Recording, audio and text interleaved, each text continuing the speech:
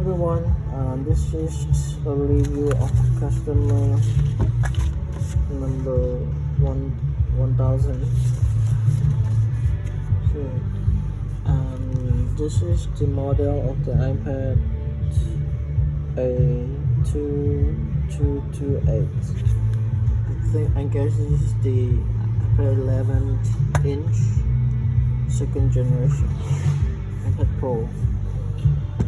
So the problem was the charging problem. So the customer sent us that there was with the charging issue, it's not able to charge, and we fixed the mainboard for customer,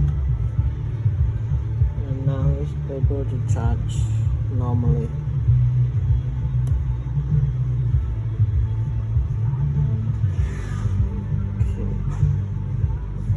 So let you know that you can send it to us if you have an iPad with the charging issue. So feel free to contact us at the Smart service. That's it for this video. See you next video. Bye bye.